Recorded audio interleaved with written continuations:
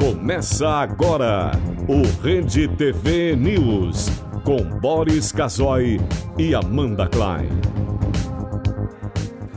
Boa noite. Olá, boa noite. Preso, casal suspeito de envolvimento na morte da adolescente Vitória Gabriele. Os dois já tinham prestado depoimento à polícia na mesma semana em que a garota desapareceu, mas na época foram liberados. O casal teve a prisão decretada por 1 mês e será investigado por homicídio qualificado. E você vai ver também. Por 6 votos a 3, Supremo Tribunal Federal decide que imposto sindical não é obrigatório. Um menino brasileiro que havia sido separado da mãe ao entrar nos Estados Unidos é devolvido à família após passar 1 mês sozinho em um abrigo. Foi muito ruim. Seleção brasileira treina de olho no México. E conta com a volta do lateral direito Danilo. O primeiro dia sem jogos na Copa rende lamentações nas redes sociais. E há 60 anos, o Brasil conquistava sua primeira Copa do Mundo. As principais notícias do Brasil e do mundo, agora no Rede TV News.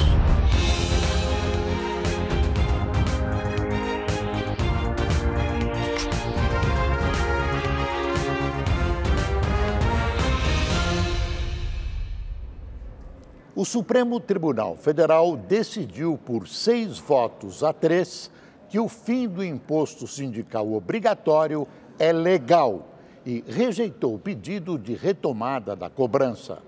Os ministros Ricardo Lewandowski e Celso de Mello não estavam presentes na sessão e, por isso, não votaram. 19 ações movidas por sindicatos questionavam o artigo da reforma trabalhista que coloca fim ao imposto sindical obrigatório. As organizações argumentavam que a alteração feita pelo Congresso era inconstitucional, além de enfraquecer as entidades de classe.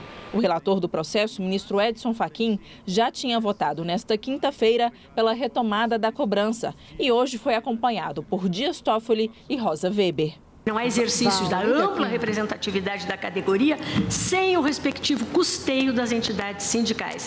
O financiamento constitui um elemento indispensável à estruturação saudável dos sindicatos. Mas os 3 foram vencidos pelo entendimento do ministro Luiz Fux. Ele argumentou que a filiação sindical é voluntária, por isso a cobrança também não pode ser obrigatória.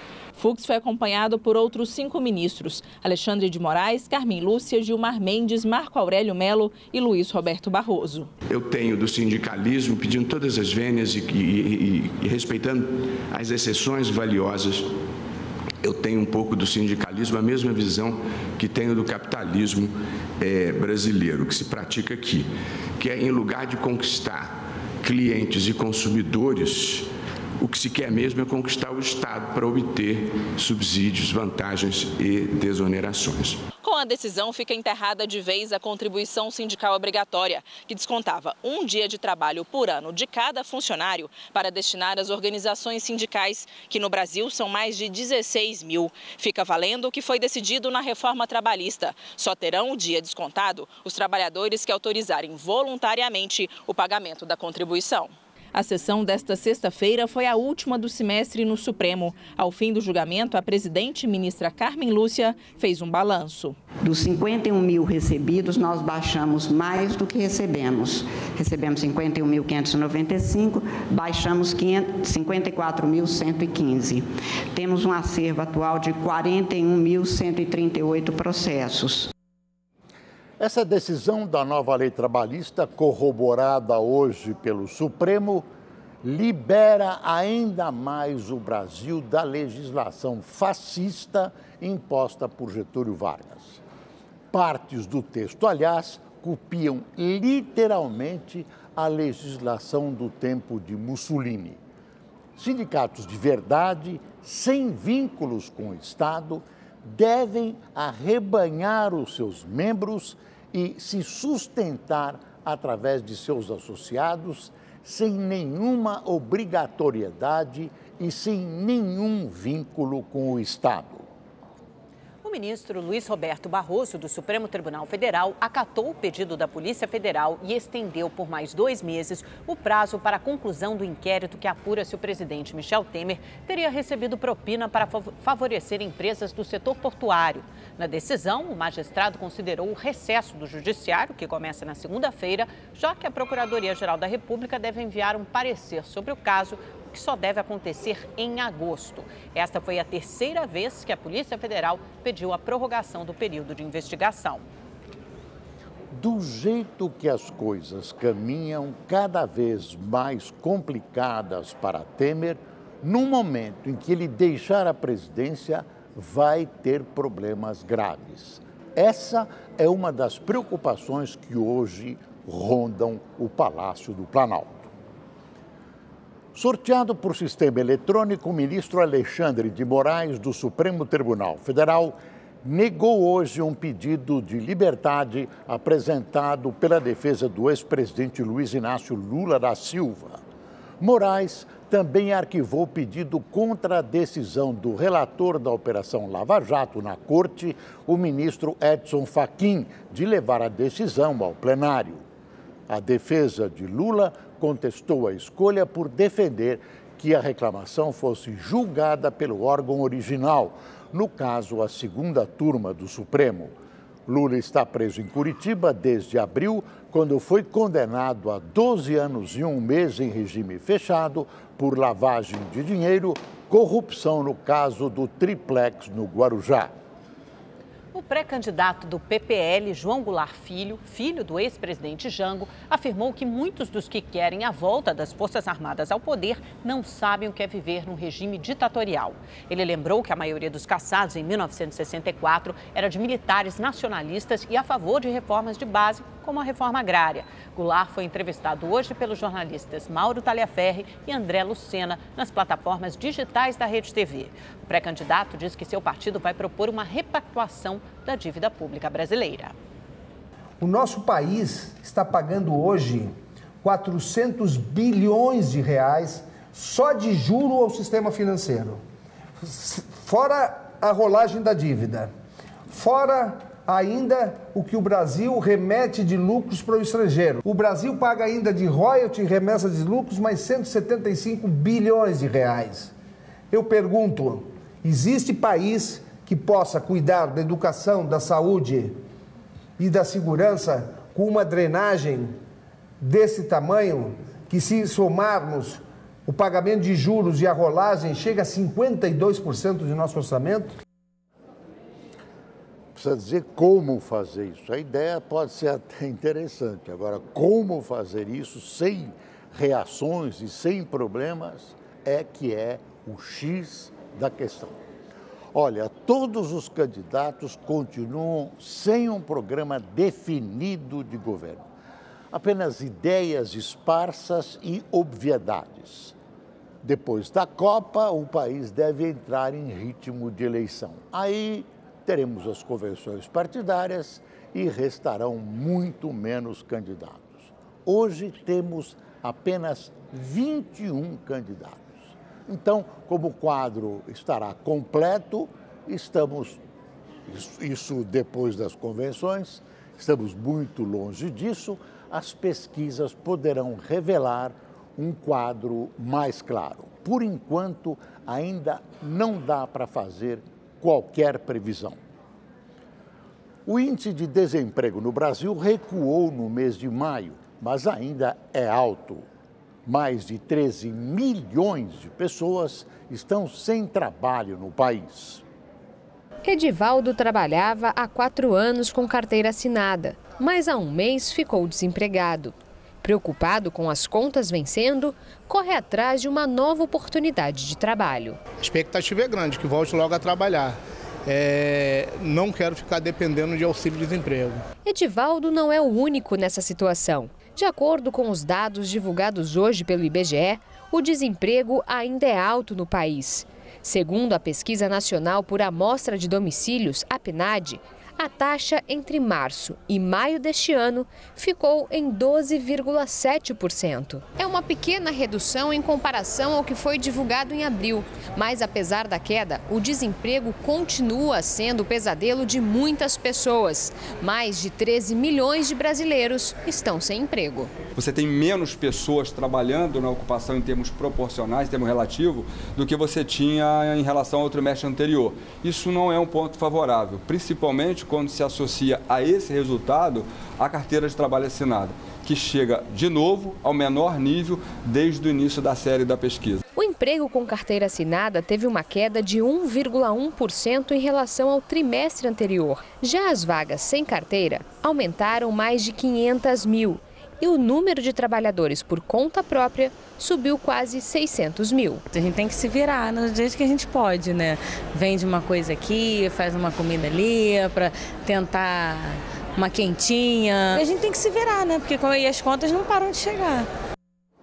E agora nós vamos conversar com a Salete Lemos, nossa comentarista de economia. Salete, além do resumo dos principais fatos econômicos da semana, nós gostaríamos de ouvi-la sobre esse avanço na área de trabalho. Boa noite, Salete. Boa noite, Boris. Boa noite, Boris. Boa noite, Amanda. Boa noite a você que nos acompanha aqui no Rede TV News. Olha, no assunto emprego, nada a comemorar, hein, gente? Você viu, o número de trabalhadores com carteira assinada caiu no primeiro trimestre deste ano, em comparação com o último trimestre do ano passado. Caiu 1,1%, o que representa milhões de brasileiros trabalhando na informalidade. Aliás, o número de brasileiros que hoje vive de bico, trabalho informal, não para de crescer. Do ano passado para cá, houve, segundo o próprio IBGE, um aumento de quase 3% na informalidade, que, aliás, reina solta no mercado de trabalho. O que também não para de crescer no Brasil? A dívida pública, que, aliás, você viu, ganhou destaque aí na entrevista do candidato Goulart, como nós vimos na reportagem do portal. Gente, os números apresentados hoje são assustadores. Os números merecem a sua atenção, por favor. Enquanto nossa vida piora dia a dia, com menos hospitais, menos médicos, menos escolas, menos segurança, menos transporte, a dívida do governo só faz aumentar. Se você, amigo, acha que a sua dívida está alta, é porque você não considera a dívida do nosso governo.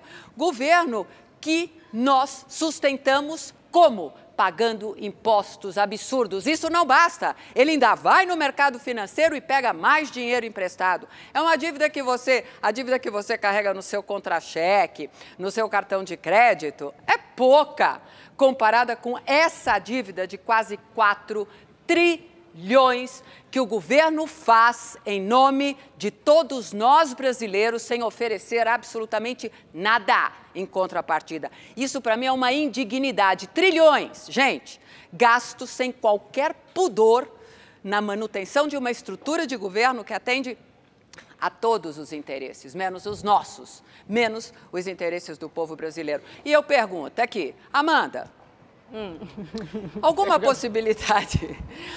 possibilidade de nós mudarmos isso agora com as eleições de outubro, por exemplo? Você sabe que a Mariana fez essa pergunta hoje num programa que vai ao ar com o pré-candidato Ciro Gomes, pré-candidato à presidência da República. A Mariana Godoy, em entrevista às 11 da noite, ele vai responder essa pergunta sobre dívida pública. Então, se alguém quiser ter uma ideia sobre o que ele pensa, pode assistir ao programa. Mas é isso, é uma dívida que vem aumentando uma velocidade muito grande. E os candidatos, o Ciro, por exemplo, eu acompanhei um debate do Ciro, Boris, o Ciro faz uma avaliação da dívida, uma avaliação técnica. Ele explica como é que o governo se endivida. Você viu o Goulart. O Goulart se mostra indignado com o crescimento da dívida, como é que nós vamos pagar tudo isso de juro e ainda investir em hospital, em educação. Mas, e aí? Como é que nós, gente, o mais importante é, como é que nós, brasileiros, vamos controlar esse endividamento? Como é que nós, brasileiros, vamos efetivamente participar do investimento dessa montanha de dinheiro? Todo mês o governo brasileiro vai lá e se endivida no mercado. Vende papel, troca papel por dinheiro. Papel que você, amigo, compra, título do Tesouro Nacional, pagando juro mais inflação. E olha, eu vou te contar uma coisa. Os estrangeiros não querem mais saber dos papéis brasileiros. Eles estão debandando, estão vendendo esses papéis. Eles não querem mais investir no Brasil. E não é porque a taxa de juro caiu, mas é com medo do calote. Amanda, 77% é o tamanho da dívida no PIB brasileiro. 77% comprometidos. Muitos países quebraram por menos, não quebraram na crise de 2008, Boris? Por muito menos. Por muito menos. Olha a importância desses números, gente. Cuidado, a eleição está aí. Vamos acompanhar direitinho. Certo, Boris? Certo, Amanda?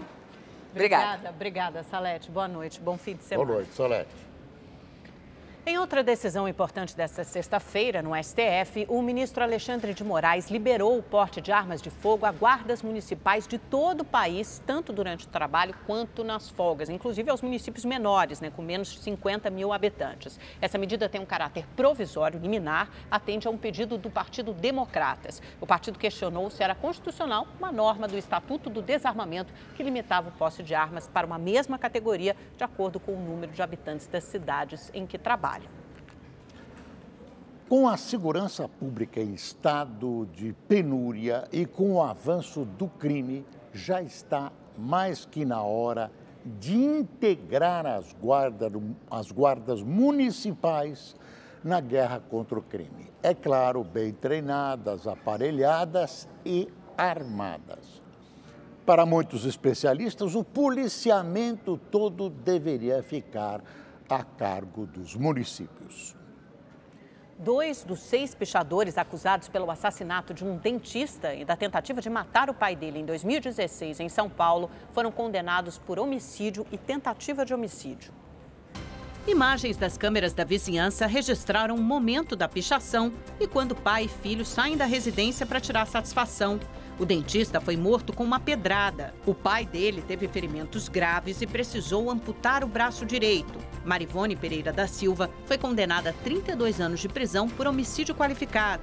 Anailson Costa da Silva, que está foragido, pegou 33 anos e 3 meses. E os outros 4 acusados ainda não foram julgados. Em Belo Horizonte, um ladrão de carro deu trabalho antes de ser preso. A viatura da polícia tenta bloquear a rua, mas o bandido desvia e sobe pela calçada. O motorista quase atropela uma mulher, passa entre uma placa e um muro e segue em fuga. Apesar da manobra arrojada, o assaltante foi preso logo depois e o carro devolvido ao dono. Um acidente deixou uma pessoa morta e 14 feridas na rodovia Rio Santos, no litoral de São Paulo. Uma van que transportava pacientes de Bertioga foi atingida por um carro que vinha no sentido contrário e tentou desviar de uma moto. O motoqueiro morreu no local. Os feridos foram levados a um pronto-socorro do Guarujá. Pichadores são figuras abjetas, inimigos públicos a serem combatidos sem trégua. Em São Paulo, o ex-prefeito Dória bem que tentou combater essa canalha. Mas eles já estão voltando e emporcalhando a cidade. De janeiro a maio deste ano foram registrados 25 assaltos a bancos em todo o estado de São Paulo.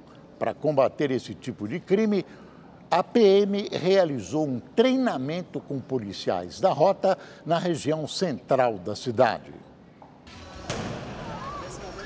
O carro incendiado no meio da rua é para dificultar a chegada da polícia.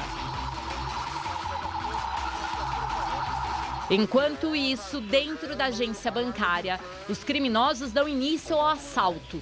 Do lado de fora, um bandido armado com um fuzil da cobertura quadrilha. A polícia chega ao local e começa a troca de tiros. Um dos PMs é baleado. Um criminoso também é atingido, mas policiais chegam para dar o reforço. Os bandidos tentam fugir e fazem um cliente do banco refém. Depois de horas de negociação, os criminosos se entregam e os policiais da rota finalmente colocam fim ao assalto. apesar da semelhança com as ocorrências reais. Tudo isso que você viu agora foi um treinamento realizado por policiais da Rota em São Paulo. Este é o terceiro treinamento organizado pela Rota. Aproximadamente 30 policiais trabalham na simulação de uma ocorrência de assalto a banco e ainda contam com o apoio da população. Toda e qualquer ocorrência sempre ela se inicia com a participação da população, seja ela denunciando, ela informando a polícia de um fato que foge da normalidade. Então a população ela é fundamental no trabalho com a polícia. Ela acaba sendo muitas vezes os olhos da polícia. Essa é a minha primeira vez que eu vou assistir. E o que te tirou de casa para vir aqui?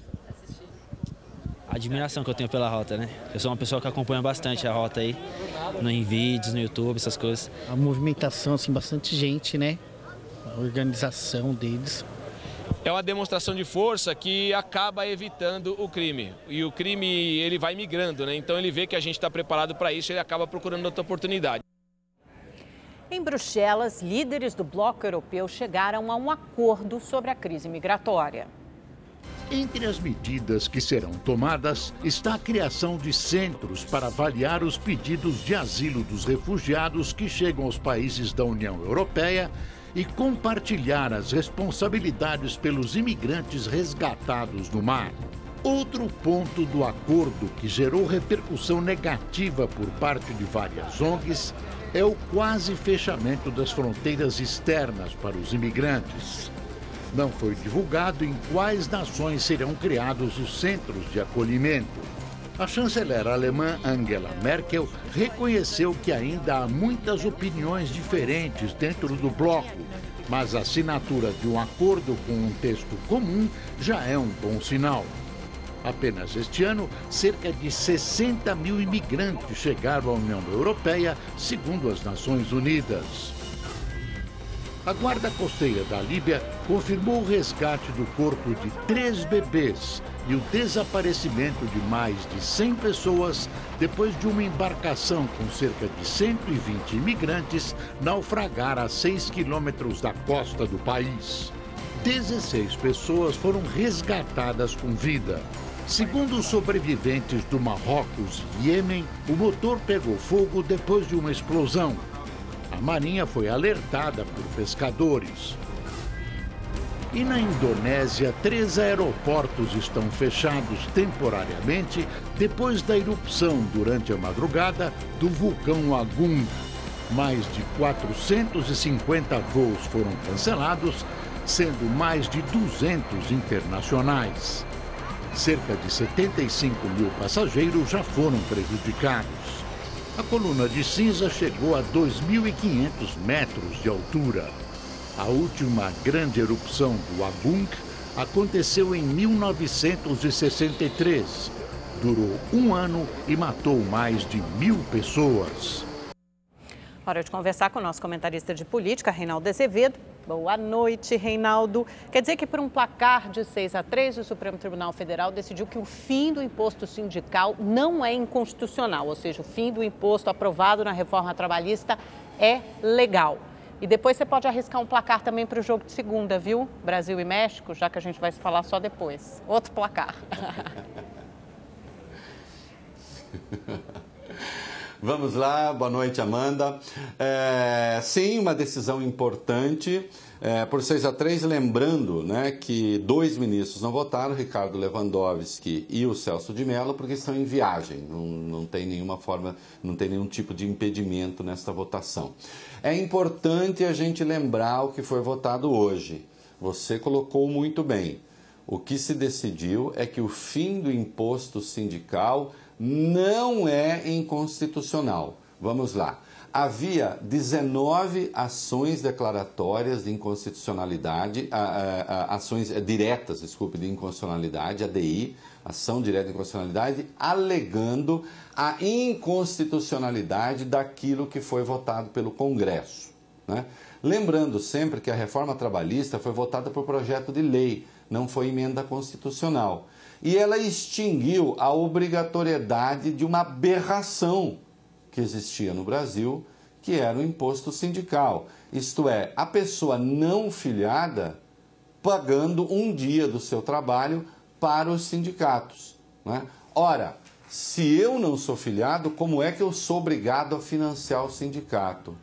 Isso, a meu ver, isso sim contraria a Constituição, porque o artigo 8º da Constituição diz o seguinte, que existe liberdade sindical, existe liberdade de associação e que o Estado não pode impedir essa associação.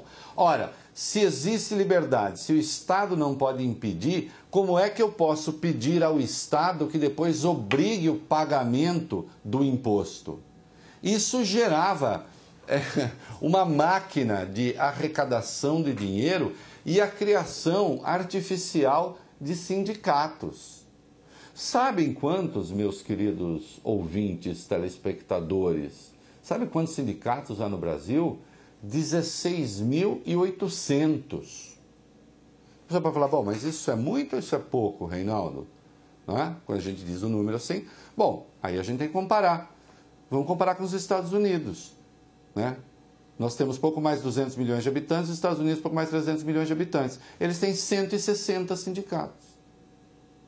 Como é que há 160 sindicatos nos Estados Unidos e 16.800 sindicatos no Brasil? A resposta é simples. Existe tudo isso de sindicato no Brasil porque existiu o imposto sindical. Um grupo lá se reúne e decide fazer um sindicato, não precisa correr atrás de filiados, né? Porque o cara pode ficar sentado na cadeira lá esperando a graninha. Né? Ele não precisa ir atrás do filiado, porque o filiado, esse contribui com o sindicato por vontade própria. Né? Então, esse imposto não fazia o menor sentido. Né? Esse imposto não é próprio de regimes democráticos. Esse imposto é uma herança que vem lá da consolidação das leis do trabalho, que por sua vez é uma herança do Brasil getulista, inspirado no fascismo europeu, que é quando Estado e sindicato passam a trabalhar juntos, passam a operar juntos. Né? Então não fazia sentido. O Edson Fachin, até ontem eu brinquei aqui, né, que virou agora uma espécie de herói da extrema-direita brasileira, né? Ele tem uma formação de esquerda, ele tem um viés de esquerda muito pronunciado. Ele votou pela inconstitucionalidade do fim do imposto. Agora, o que eu acho curioso, né, e aí são 3 votos, né, curiosos, porque votaram pela obrigatoriedade do imposto sindical, dizendo ser inconstitucional a sua extensão, o Edson Fachin, que foi o relator, a Rosa Weber, nenhum dos dois me surpreende, 2 esquerdistas, e o Dias Toffoli. Esse voto me surpreendeu. Esse voto me surpreendeu porque o Dias Toffoli, embora a origem dele seja a esquerda, ele tem dado votos excelentes no tribunal. Né? Agora, o que me surpreende quando eu fui ver os argumentos, eu gostaria de saber onde foi que o Edson Fachin viu que a Constituição obriga a existência do imposto. Não tem. Não é? Portanto, a sua extensão não tem nada de inconstitucional. Agora, eu lembro o seguinte, o que o Supremo votou é extinguir o imposto não é inconstitucional. Portanto, pode ser que o futuro Congresso tente recriar o imposto. E aí será preciso recorrer ao Supremo de novo para então dizer que esta recriação é que é inconstitucional e incompatível com o artigo 8º. Tá claro? É isto. Não sei se deixarei alguns felizes, mas eu creio que não, né? Senão não estariam aqui agora, neste momento, me olhando, me vendo. Eu vou tirar 15 dias de férias, vou descansar um pouquinho e volto só no dia 16 de julho. É isso aí, Brasil será o campeão da Copa de 2018. Podem crer, tá certo? É isso aí. Beijo. Reinaldo, boa noite, boas férias, até a volta. Caso Vitória Gabriele. Foi preso hoje em Mairinque, no interior de São Paulo, o casal suspeito de envolvimento na morte da menina de 12 anos. Maiara Borges de Abrantes e Bruno Marcel de Oliveira chegaram à delegacia em Mairinque por volta das 6h30 da manhã. A cidade é vizinha a Araçariguama, onde a menina Vitória morava e foi encontrada morta. A polícia passou 5 horas na casa onde o casal foi preso. Eles recolheram objetos pessoais que podem ajudar na investigação do crime. Os investigadores também contaram com a ajuda de cães farejadores para saber se a garota esteve aqui. De acordo com o pedido de prisão, os cães já identificaram a presença de Bruno no local onde o corpo da menina foi encontrado. Na semana em que Vitória Gabriele estava desaparecida, o casal chegou a ser detido, mas foi liberado por falta de provas. Agora, os dois tiveram a prisão decretada por 30 dias e serão investigados por homicídio qualificado. A defesa nega a participação deles no crime. Mas a defesa aqui não tem prova, não tem uma prova contundente, não tem um celular que prova que ele esteve lá, o carro não teve vestígio, não existe outro carro. O pedido de prisão foi baseado no depoimento do servente de pedreiro Júlio César Lima, indiciado por homicídio doloso quando há intenção de matar nesta quinta-feira. Ele está detido desde o dia 15 de junho. O homem também negou o crime, deu 6 versões diferentes sobre o caso e afirmou que esteve com o casal que levou Vitória de carro no dia em que ela teria sido assassinada. Segundo as investigações, a dupla apresentou contradições ao informar vários álibis para o dia e o horário do crime. A mãe de Vitória esteve hoje pela manhã na delegacia de Araçariguama e falou sobre as prisões. Se foi eles, eu peço que a polícia, que eu acredito na polícia, sei que são competentes, para colocar eles na cadeia por muitos anos, né, que eles paguem pelos que eles fizeram e que tenha realmente provas que deixe ele lá mesmo, que não tenha advogado, que não tenha ninguém que tire. Vitória Gabriele desapareceu no dia 8 de junho quando saiu para andar de patins próximo ao ginásio de Araçariguama. As buscas pela menina movimentaram policiais e bombeiros de cidades vizinhas. O corpo da adolescente foi encontrado 8 dias depois, às margens de uma estrada rural, no bairro Caxambu, ao lado dos patins e vestindo as mesmas roupas que ela usava quando saiu de casa. O laudo do ML confirmou que a menina morreu por asfixia, por estrangulamento e que ela tentou se defender antes de ser assassinada. É uma angústia muito grande, primeiro para encontrar e agora para encontrar quem fez. Então, assim, paralisou tudo. Eu ainda não voltei a trabalhar, ainda minha vida não seguiu. E como vai ser daqui em diante, gente, eu não sei, porque eu vou ter que aprender a viver a cada dia. É muito duro, muito triste. O repórter Igor Duarte está em frente à delegacia de Mairinque, que investiga o caso. Boa noite, Igor. Boa noite, Amanda. Boa noite, Boris. Boa noite a todos. Olha, o casal Bruno e Maiara foi trazido logo cedo aqui para a delegacia de Mairinque, cidade vizinha a Araçariguama, onde Vitória Gabriele, de 12 anos, foi encontrada morta e também raptada.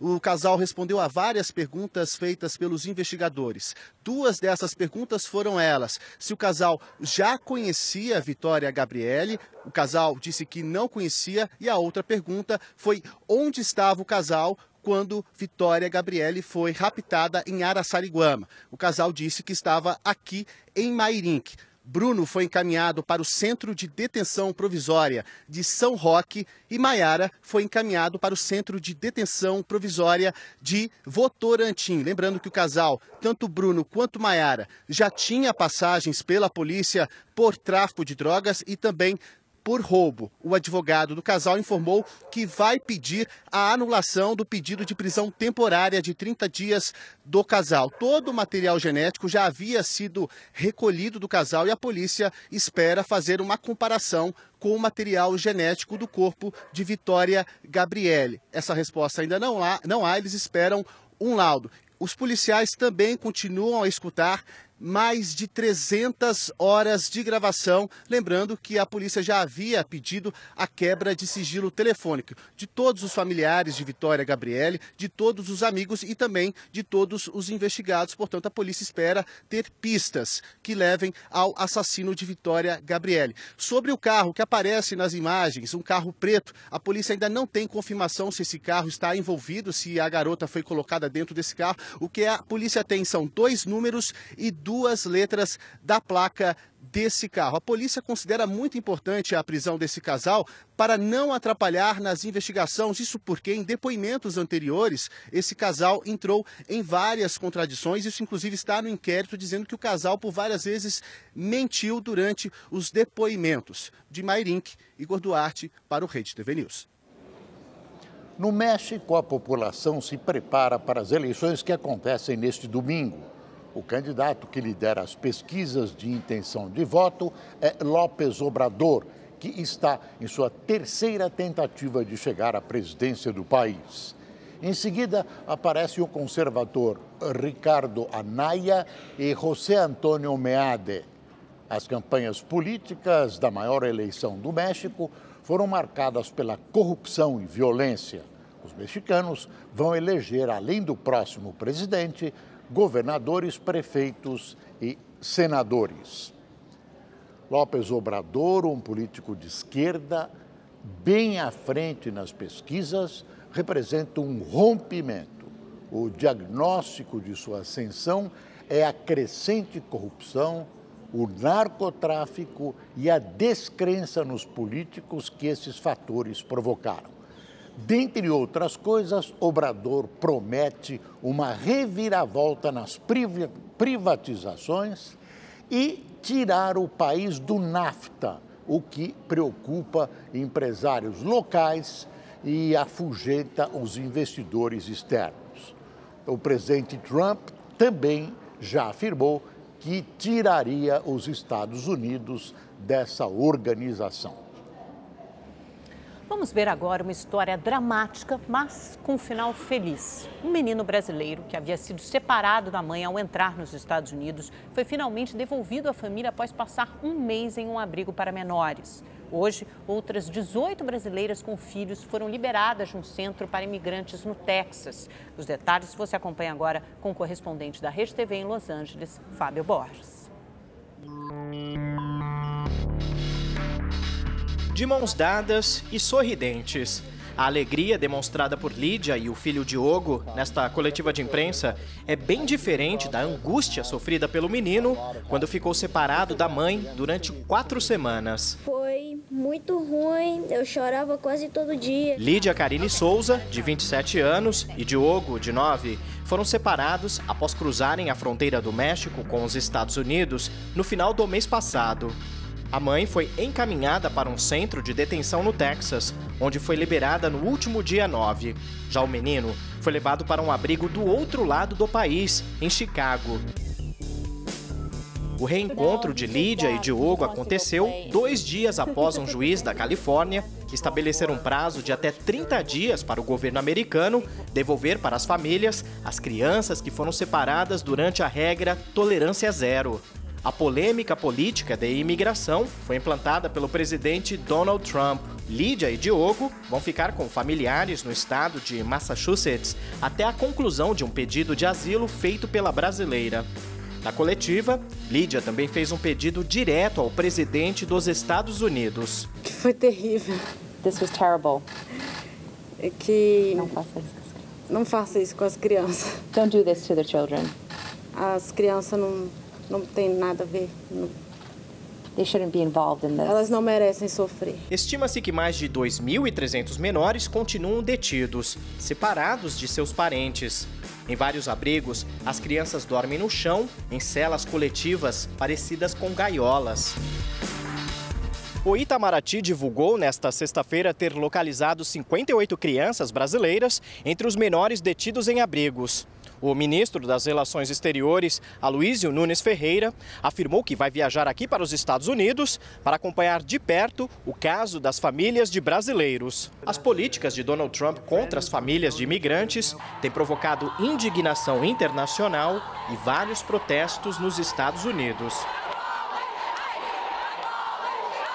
Nesta quinta-feira, mais de 570 pessoas foram presas em uma manifestação organizada por mulheres em Washington. A atriz Susan Sarandon foi uma das detidas. Donald Trump assinou um decreto na semana passada para suspender a separação das famílias que entram ilegalmente no país. Trump, no entanto, garantiu que vai manter a política de tolerância zero. Nós temos tolerância zero para as pessoas que entram em nosso país ilegalmente. Fábio Borges, de Los Angeles, para o Rede TV News.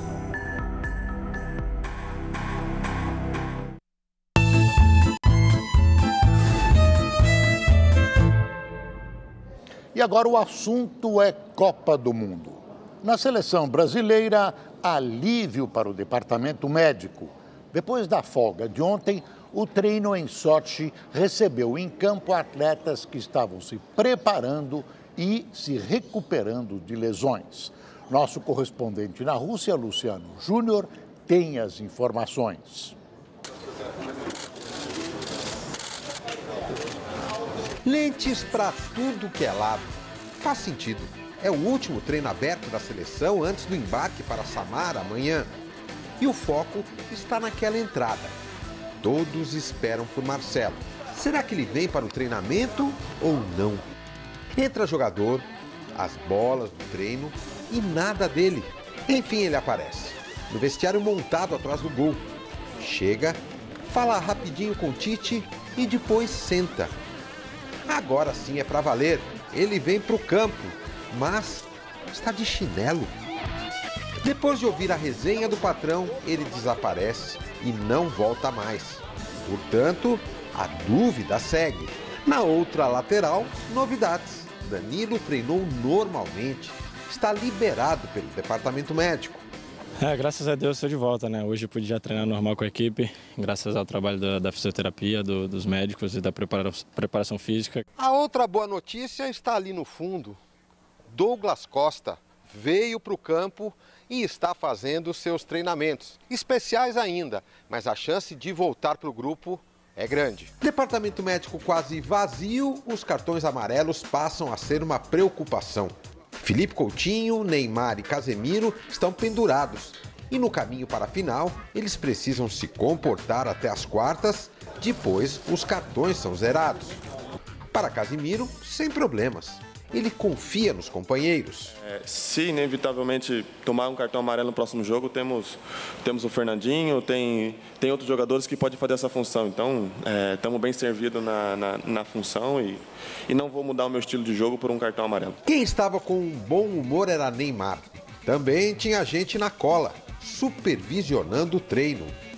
Davi Luca, o filho do craque, teve o privilégio de ver tudo de perto hoje. Neymar também deu uma de Cristiano Ronaldo e falou para nossa equipe que iria tentar um gol espírita. Ok, vamos tentar narrar a jogada. Sabe o que vai fazer? Quer que narre, Neymar? Narrar. Vai bater, Neymar. Ó, vamos lá, vou narrar. Autorizado, bateu! Gol, pra fora! Não deu, filho. Não deu. Mas contra os mexicanos pode ser de qualquer jeito, viu, Ney? De sorte, Luciano Júnior para o Rede TV News. Quase 2 semanas após o jogo entre Brasil e Suíça, o chefe de arbitragem da FIFA revelou o áudio da comunicação entre o juiz e o árbitro de vídeo após o gol do suíço Zuber. O chefe dos árbitros da FIFA, Pierluigi Collina, aproveitou o dia sem jogos da Copa do Mundo para fazer um balanço do VAR na fase de grupos da competição. O italiano fez questão de utilizar como exemplo um lance polêmico do empate de 1-1 entre Brasil e Suíça. No gol de Zuber, os jogadores brasileiros reclamaram de um empurrão do meia suíço em Miranda. No futebol, nem todo contato é falta. E traduziu o que disse o árbitro de vídeo naquele momento ao juiz mexicano César Ramos. Há um empurrão muito leve. Collina também aproveitou para dizer que a decisão poderia ter sido interpretativa. Em 48 jogos nessa primeira fase do Mundial, foram checados 335 incidentes, 6,9 por partida. Em 17 situações, houve revisão do VAR. 14 decisões foram mudadas e 3 confirmadas. Aconteceram 24 pênaltis, 7 com o VAR. A média de jogo parado por causa do VAR foi de 38 segundos. O percentual de acertos nas decisões com a tecnologia foi de 99,3%. Sem ela, seria de 95%. Portugal e Uruguai fazem um jogão pelas oitavas de final da Copa do Mundo. Claro que a expectativa dos lusitanos está em Cristiano Ronaldo, CR7. Nosso correspondente em Lisboa, Peterson Isidoro, mostra como está a seleção portuguesa. A seleção portuguesa chegou esta tarde em Sochi E na bagagem, uma dor de cabeça para o técnico Fernando Santos. O lateral esquerdo Rafael Guerreiro e o meia William Carvalho, titulares absolutos na primeira fase, tiveram problemas musculares e pouco treinaram durante a semana. Mesmo assim, o treinador acredita que terá o time completo amanhã diante do Uruguai. Quem continua esbanjando o talento é Cristiano Ronaldo, sempre ele. No último treino em Catrovo, CR7 resolveu brincar com a bola e marcou esse golaço de um ângulo quase que impossível.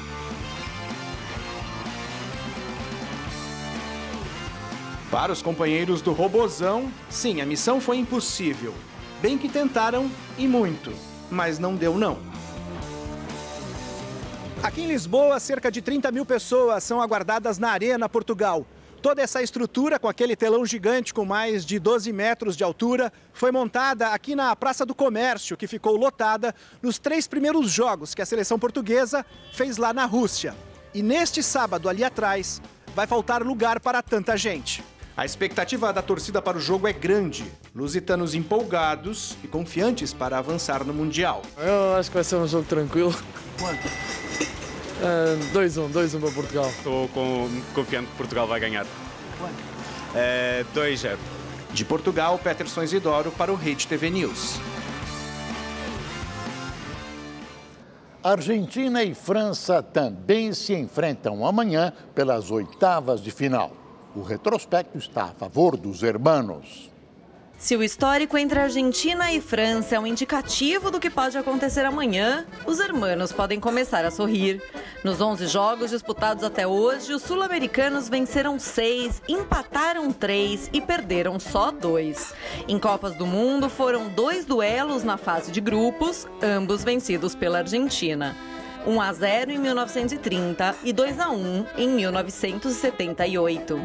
Quando o assunto é enfrentamento direto entre os principais craques de cada seleção, Messi, que atua no Barcelona, e Griezmann, que joga no Atlético de Madrid, o argentino leva uma ampla vantagem com 15 vitórias e 17 gols em 24 jogos, contra 4 vitórias e 7 gols do francês. A capa desta sexta-feira do jornal esportivo francês L'Équipe mostra a preocupação com o brilhantismo do camisa 10 argentino. A manchete em espanhol diz "não passará" e estampa uma imagem do craque cercado por 5 franceses, o que significa que a marcação para cima dele vai ser pesada. O técnico da seleção francesa, Didier Deschamps, falou na coletiva de hoje que Messi é Messi e que sua equipe vai tentar neutralizá-lo e limitar sua influência. Mas ressaltou também a experiência dos outros jogadores, como Mascherano. O comandante argentino retrucou. Disse que se a França tiver um plano para neutralizá-lo, ele tem um para potencializá-lo. Se o Messi estiver inspirado, como costuma estar, acho que não podem freá-lo. Nos convém que 5 marquem, assim os demais podem jogar. Ainda há dúvida se Higuaín vai ser titular ou se Messi vai atuar como falso 9. Nesse caso, Sampaoli aproveitaria a versatilidade e rapidez de Pavón para dar trabalho aos laterais franceses que costumam atacar. Di Maria jogaria pela esquerda. No treino de hoje, os goleiros argentinos defenderam pênaltis. Pelo que parece, os hermanos já estão se preparando para altas doses de adrenalina e sofrimento. Luciana Tadeu, de Buenos Aires, para o Rede TV News. Agora, o Maradona na Copa do Mundo tem sido um capítulo à parte. O jornal português Record cravou que ele estaria recebendo até R$50 mil por cada aparição em público. E o valor estaria sendo pago pela FIFA. Só que desta vez é o craque que está oferecendo uma boa recompensa. Veja só por quê. Maradona na Rússia? Vixe! Muita treta, vixe! Muita treta, vixe! É muita treta. El Bibi já tomou vodka como um típico russo em um jatinho. Mas foi no jogo da Nigéria que, vixe! Muita treta, vixe! Muita treta, vixe! Maradona descompensou e a turma que gosta de um climão gravou tudo. Dieguinho tava sinistro mesmo e naquele estado. Foi o que bastou para que as notícias falsas sobre sua morte se espalhassem. O argentino disse a um programa de televisão que precisou até assobiar para a irmã, como prova que estava vivinho da Silva. E olha, o PIB é treta mesmo. Agora ele quer descobrir quem foi o causador da mentira. Para isso, ele estaria disposto a pagar cerca de R$40 mil pelas informações. Da hora, bicho. Enquanto isso, Maradona continua desfilando seu gingado fora de campo. Sextou ou não sextou? Para Dieguito, a resposta é sempre partiu o rolê. Mas sem treta. Maradona também chamou a atenção por outro motivo. Desta vez, tem a ver com um brasileiro. Pelé ou Maradona? Quem foi melhor? Uma eterna discussão no futebol. Mas, segundo o próprio argentino, outro brasileiro poderia entrar nesta disputa, Ronaldo. Durante uma entrevista, El Pibidoro foi só elogios ao fenômeno. Disse que foi o maior 9 que já viu e que, se não fossem as lesões durante a carreira, Ronaldo seria o maior jogador da história. Isso que é moral, hein? Quem tá com moral lá embaixo é a Alemanha. Na classificação geral da primeira fase da Copa, Kroos e companhia ficaram na 22ª posição e terminaram o Mundial atrás até do Irã. O chefe do comitê organizador da Copa minimizou os casos de assédio a mulheres durante o evento. Em vídeos gravados por brasileiros, russas são obrigadas a repetir palavras ofensivas em português. Para Alexei Sorokin, os casos não são um grande problema.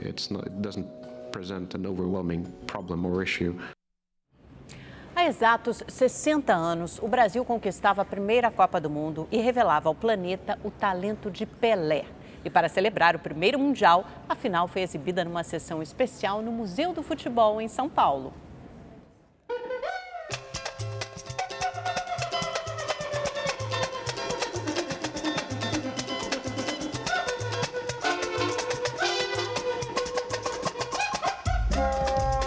O título veio 8 anos depois da decepção do Maracanaço, em 1950.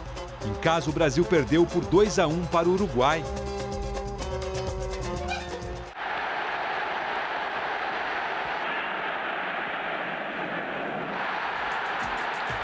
Já em 29 de junho de 1958, o primeiro título mundial se tornou a maior alegria da vida para os até então 62,5 milhões de brasileiros.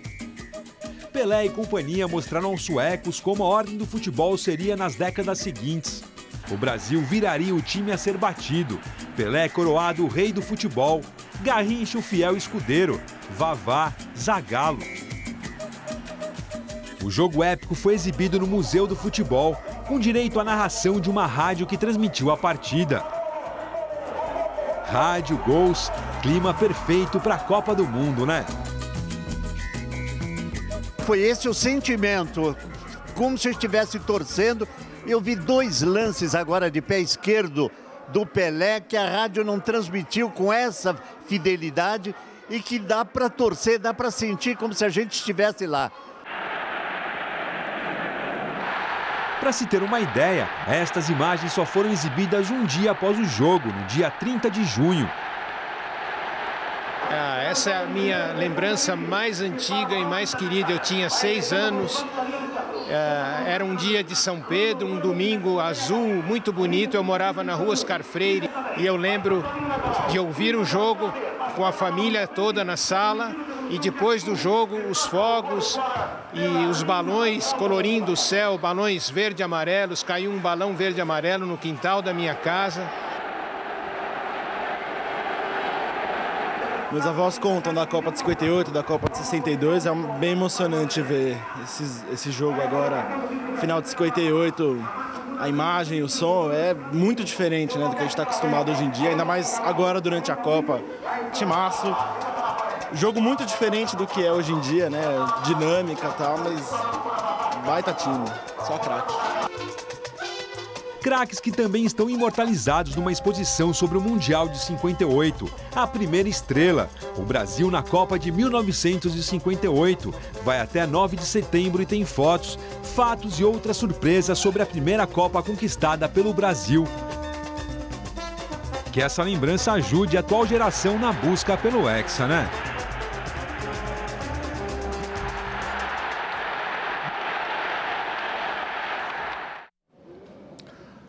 A vitória na Copa de 1958 quebrou um padrão, uma visão interna brasileira racista que muitos jogadores brasileiros tinham problemas de enfrentar os europeus por uma questão de se sentirem inferiores.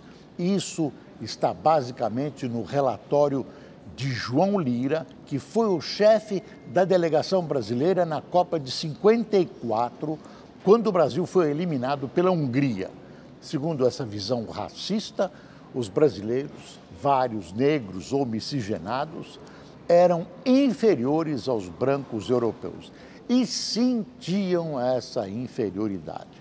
Alguns pontos positivos de nossos atletas, a ginga e a improvisação, por exemplo, também eram atribuídos a questões raciais. A conquista de 1958 provou que tudo isso, esse racismo, era como é falso. A Folha publica hoje extensa reportagem a esse respeito. Depois de 15 dias de muito futebol, a Copa fez hoje a sua primeira pausa. Os brasileiros foram à loucura e os memes bombaram nas redes sociais.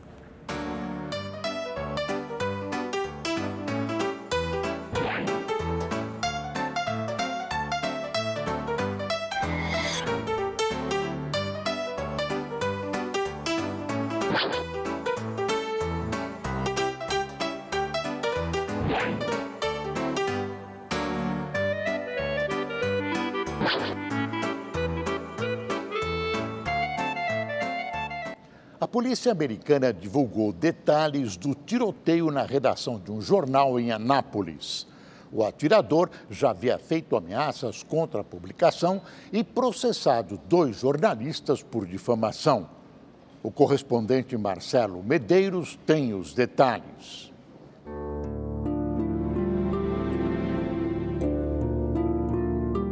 Na capa do jornal, uma das manchetes mais difíceis que a publicação já deu: 5 mortos a tiros no Capitol. A página do editorial ficou quase toda em branco e com desabafo. Hoje estamos sem palavras. Quem cuidava desta parte do Capital Gazette era o editor Gerald Fishman, de 61 anos. Ele foi um dos mortos no tiroteio na redação do jornal nesta quinta-feira. Foram ao todo 5 vítimas fatais: 4 jornalistas e uma assistente de vendas. O crime ocorreu em Anápolis, a capital do estado de Maryland. É perturbador ver isso ocorrer tão perto de casa. Estamos a pouco mais de 1 quilômetro daqui. É terrível.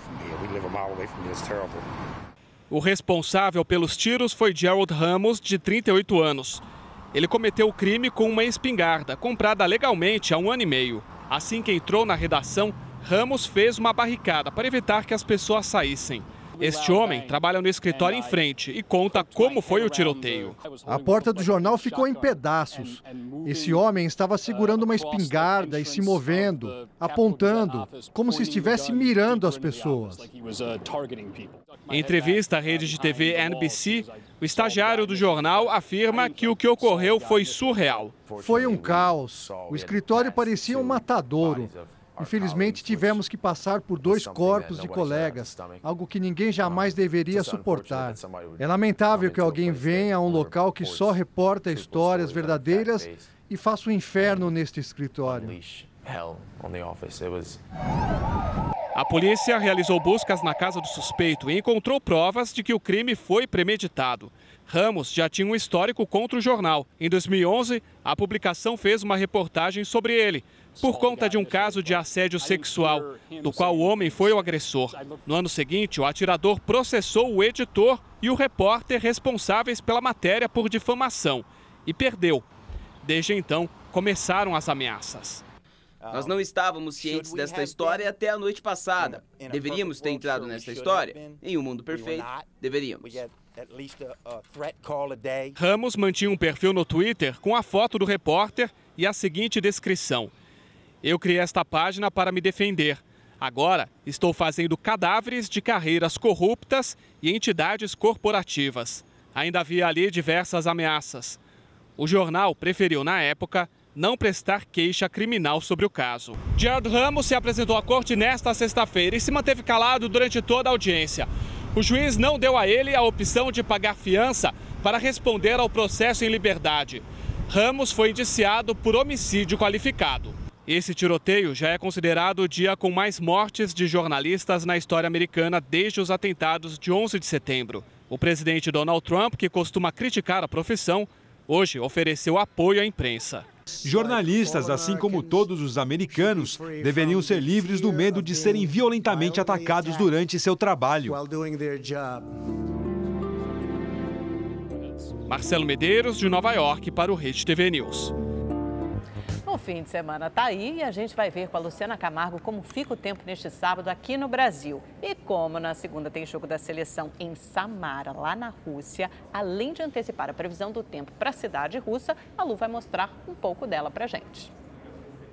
Olá, boa noite. Primeiro, a previsão do tempo aqui no nosso país.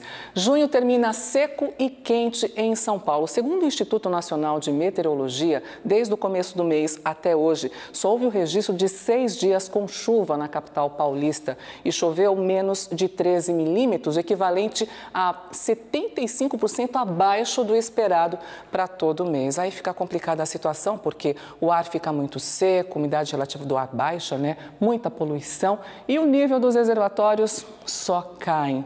E olha, isso não vai mudar muito não nos próximos dias. Vamos dar uma olhada no mapa de amanhã para ver como é que fica o tempo em todo o país no último dia de junho? Olha só, chove desde o oeste do Amazonas até o norte do Maranhão. Também chove no sul de São Paulo, norte do Paraná até o norte gaúcho. Naquelas áreas mais escuras, nas praias de Sergipe, Bahia e também do Espírito Santo, chove a qualquer hora do dia. Naquela faixa laranja, também no leste do país, a nebulosidade vai ser grande, mas não vai chover não. E nessa grande área em amarelo, essas duas áreas, né, em amarelo, o sol que vai predominar e o tempo segue seco. No que diz respeito às temperaturas, vamos dar uma olhadinha? O dia começa com 19 graus em Palmas, Cuiabá e também em Campo Grande. À tarde, os termômetros vão chegar aos 27 graus em Brasília, Vitória, Rio de Janeiro, São Paulo, máxima de 26 em BH. Bem, na segunda-feira o Brasil vai enfrentar o México pelas oitavas de final da Copa do Mundo, lá na cidade de Samara. A gente vai conhecer um pouquinho dela e também vai ver como é que vai ficar o tempo por lá no dia do jogo. Samara fica no sudoeste da Rússia. A sexta maior cidade do país está às margens do rio Volga, o maior de todo o continente europeu. Conhecida pelo importante centro aeroespacial, Samara também oferece muitos espaços de lazer para os turistas e se preparou para receber milhares de torcedores dos 4 cantos do mundo durante a Copa. O Arena Cosmos, este estádio futurista, é palco de 6 jogos. Um deles é o do Brasil com o México. 45 mil pessoas vão poder curtir a partida bem de perto. E como mostra o Temporino, na segunda-feira o clima vai estar quente por lá, fora e dentro do estádio. O sol vai predominar durante o dia. Não há previsão de chuva nem na hora do jogo. 11 horas da manhã aqui no Brasil, 6 horas da tarde lá em Samara. Mais uma vez, boa sorte, Seleção Canarinho! Boa noite e um excelente fim de semana para você. Em Carapicuíba, na Grande São Paulo, uma imagem chocante. Mãe e filho são atropelados por um carro em alta velocidade. As imagens mostram quando a mulher, identificada como Tamires, e o bebê de 2 anos caminham pela calçada. No momento em que atravessam a rua, o carro passa por cima dos dois e simplesmente vai embora. O motorista fugiu sem prestar socorro. Felizmente, os dois passam bem. E o Rede TV News fica por aqui. Uma boa noite. Uma ótima noite para você. Bom fim de semana.